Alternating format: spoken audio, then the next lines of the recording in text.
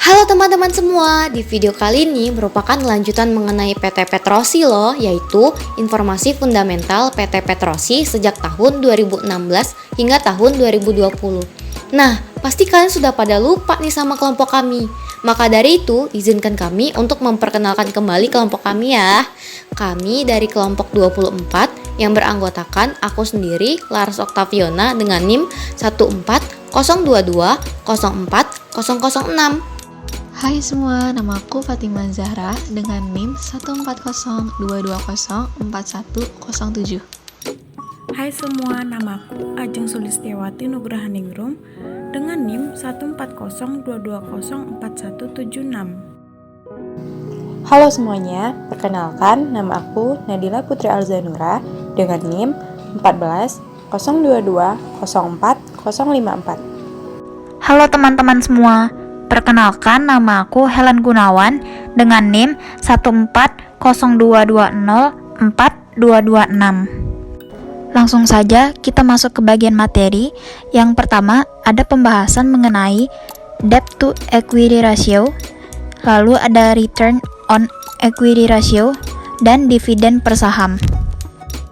Yang pertama, debt to equity ratio di tahun 2016 sebesar 0,85%, di tahun 2017 sebesar 0,78%, di tahun 2018 sebesar 1,09%, di tahun 2019 sebesar 0,97%, dan di tahun 2020 sebesar 0,87%.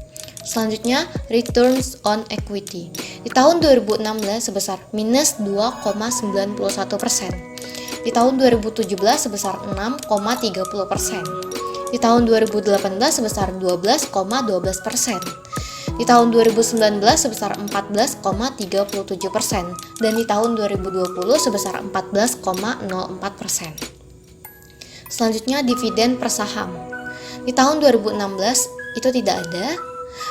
Di tahun 2017 sebesar Rp62,16, di tahun 2018 sebesar Rp123,54, di tahun 2019 sebesar Rp108,47, dan di tahun 2020 sebesar Rp115,27. Pembahasan selanjutnya mengenai dividend yield, lalu ada gross profit margin, dan price to book value. Lalu selanjutnya ada dividen yield yang merupakan rasio untuk mengetahui dan menentukan apakah saham perusahaan layak dikoleksi atau tidak dengan cara membagi dividen per saham dengan harga saham per lembar. Untuk tahun 2016, PT Petrosi tidak melakukan pembagian dividen karena mengalami kerugian bersih. Untuk dividen yield pada tahun 2017 sebesar 2,60%, 2018 6,45%, 2019 7,69%, dan 2020 5,8%. Lalu selanjutnya ada gross profit margin yang merupakan rasio yang digunakan untuk mengukur besarnya persentase laba kotor atas penjualan bersih dengan cara membagi laba kotor terhadap penjualan bersih. Untuk gross profit margin pada tahun 2016 sebesar 14,49%, 2017 14,58%, 2018 15,70%, 2019 17,3%, dan 2020 21,98%. Lalu ada price book value yang merupakan rasio harga saham terhadap nilai buku perusahaan, di mana price book value merupakan ukuran yang berfungsi untuk melihat saham suatu perusahaan apakah tergolong mahal atau murah, dengan cara membagi harga saham dengan book value. Untuk price book value pada tahun 2016 sebesar 4.098.263.239, lalu pada tahun 2017 sebesar 8.862.622.359, lalu pada tahun 2018 sebesar 9.419.556.977, lalu pada tahun 2019 7.653.783.896, dan pada tahun 2020 sebesar 8.410.852.273. Lalu selanjutnya akan ada pembahasan mengenai price to earnings, lalu return on asset, dan net profit margin. Berikut merupakan price to earning, return of asset, dan net profit margin PT Petrosea dari tahun 2016 sampai 2020, di mana pada tahun 2016 harga sahamnya sebesar 720 dengan earning per share sebesar 0,0079, maka didapatlah price to earning rasionya sebesar 91,139. Lalu return of assetnya sebesar 1,99% dan net profit marginnya sebesar 3,74%.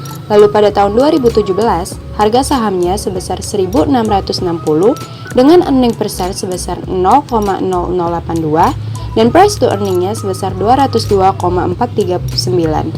Lalu return of assetnya sebesar 1,90% dan net profit marginnya sebesar 3,20%.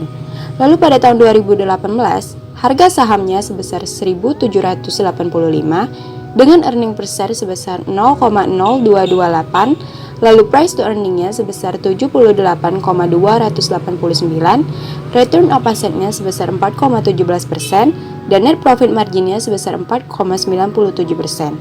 Lalu pada tahun 2019, harga sahamnya sebesar 1.605 dengan earning per share sebesar 0,0309, lalu price to earningnya sebesar 51,942, lalu return of assetnya sebesar 5,68%, dan net profit marginnya sebesar 6,57%.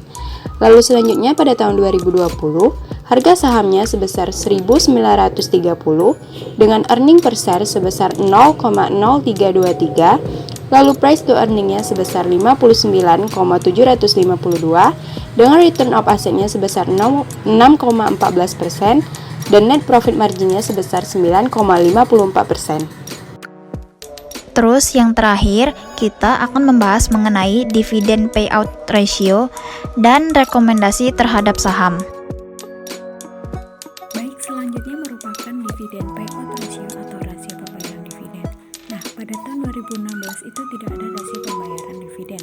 Kemudian pada tahun 2017 rasio pembayaran dividen sebesar 54,14%. Tahun 2018 rasio pembayaran dividen sebesar 37,63%. Kemudian di tahun 2019 rasio pembayaran dividen sebesar 22,45%. Dan pada tahun 2020 belum ada penulisan rasio pembayaran dividen hingga saat ini.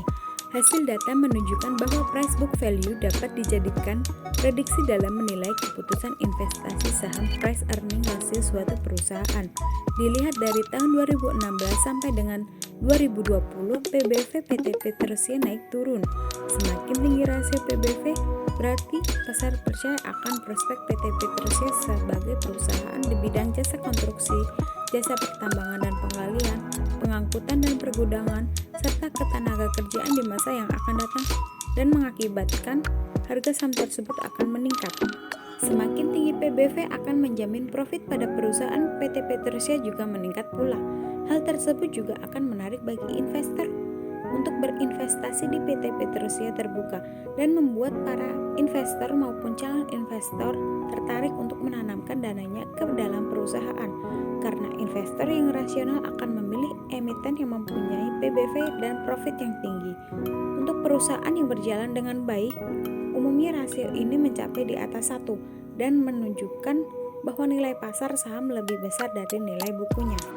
Selanjutnya, hasil data dari return on equity PT Petrosya Terbuka menunjukkan peningkatan dari tahun ke tahun. Semakin tinggi ROE akan memberikan kepercayaan yang relatif besar kepada para investor untuk menanamkan investasinya dalam bentuk saham pada perusahaan yang terdaftar di Bursa Efek Indonesia, khususnya pada PT Petrosya Terbuka. Nah, dari data analisis tersebut, kesimpulan yang kelompok kami dapatkan bahwasanya PT Petrosya Terbuka mengalami peningkatan tiap tahunnya, di mana perusahaan ini bertumbuh dengan baik. Oleh karenanya, kelompok kami merekomendasikan para investor maupun calon investor untuk berinvestasi di PT Petrosya Terbuka. Oke teman-teman, sampai sini dulu pembahasan kita kali ini. Sampai berjumpa di video selanjutnya.